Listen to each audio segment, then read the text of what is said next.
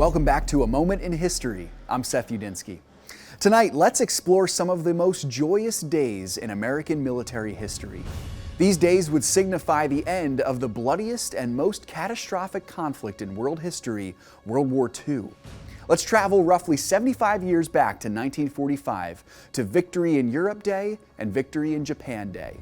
Since 1939, the world had been entangled in a bitter struggle between two chief alliances, the Allied powers and the Axis powers.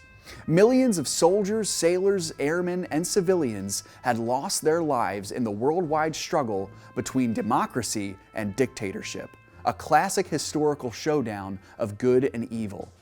After a ferocious start from the Axis, the Allies took command in the last several years of the war. By early 1945, the Axis powers in Europe had all but collapsed.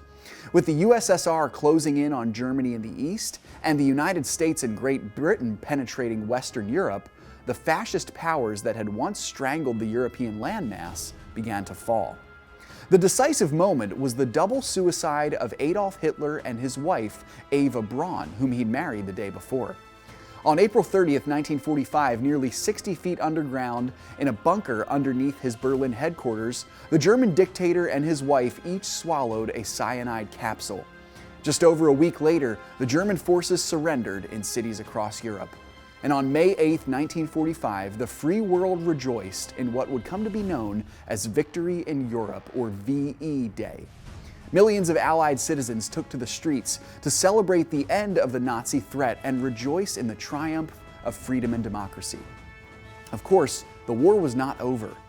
While Great Britain and the Allies in Europe could at last take a breath, the United States now stood alone against Imperial Japan in the Pacific.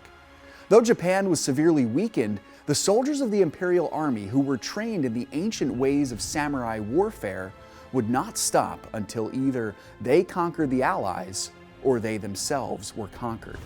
Finally, the Americans were left with no choice except two destructive options. Either commission a second D-Day invasion of sorts, this time into Japan, and risk losing millions of young American soldiers, or option two, use a secret weapon to force Japan into surrender, the atomic bomb. Finally, on August 6, 1945, the Americans dropped one bomb on the Japanese city of Hiroshima, and on August 9th, they dropped a second on Nagasaki. The cost was devastating, and let me be clear, this was a tragedy. The total death toll numbered in the hundreds of thousands, and many who died were civilians. But let me also be clear that this was a necessary act to save millions more lives and to stop an evil empire. The bomb dropping forced Imperial Japan to surrender on August 14, 1945, in what would come to be known as Victory in Japan, or VJ Day. And at long last, World War II was over, and the free world was victorious.